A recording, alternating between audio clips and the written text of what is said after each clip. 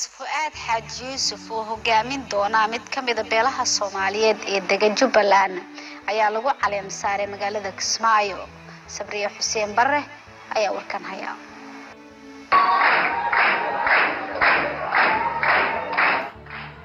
munaasabadan oo ay ka soo qayb galeen odayaal dhaqameed qaar ka mid ah ururada dhalinyarada iyo haweenka ayaa lagu caleem saarayay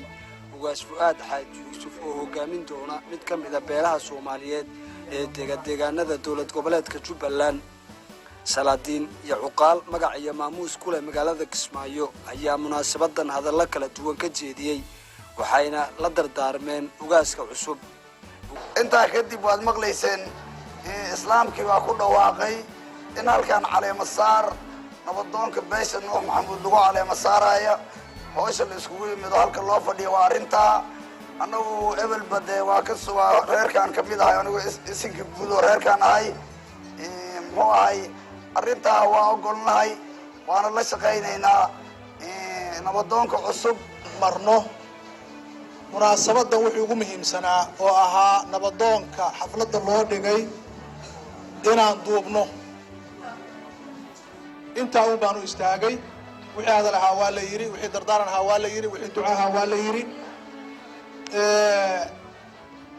xaajo walba waxay leedahay budhige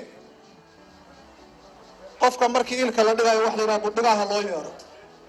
marka waxaan rabaa dhowr qof oo budhiga ah inaan halkan uga yeero ilaahay baa mahad iska leh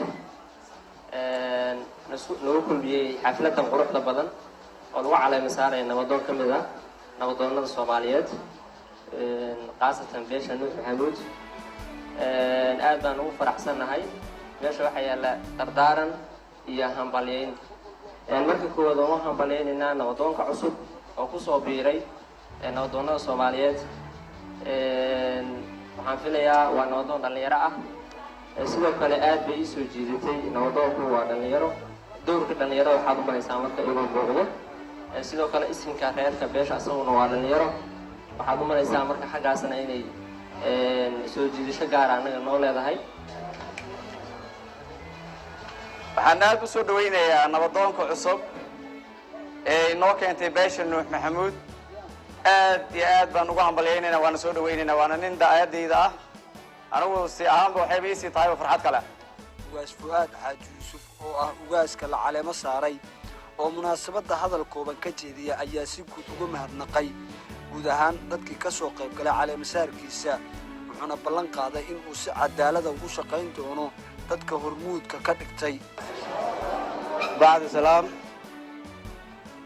aad iyo aad ayaan idiga mahad celinayaa sida quruxda badan la ii soo dhaweyseen iyo ku sharafteen iyo caleema saarteen dhammaan ummadda Soomaaliyeed oo ka soo qayb gashay ugaasyada salaadiinta nabadoonnada dhammaan inta mataqaana ka soo qayb gashay waqtigooda qaaliga aad noo ku bixisay baahda saxaafadda odayaasha dhaqanka dhammaan assalaamu calaykum waraxmatullaahi wabarakaatu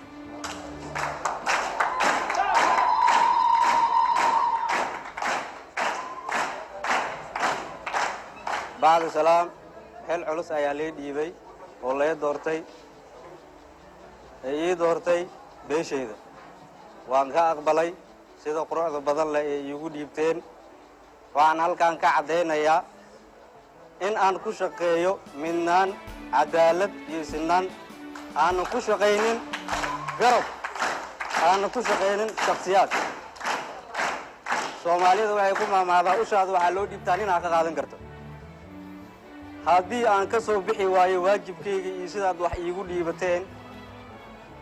oo la arko inaan dhinac ahay oo cadaalad aan naqan waayo la yiraahdo nabadoonay annaga shal xilka ku dhiibanay maantana gaan sida maanta aan ugu faraxsanahay u wareeji doonaa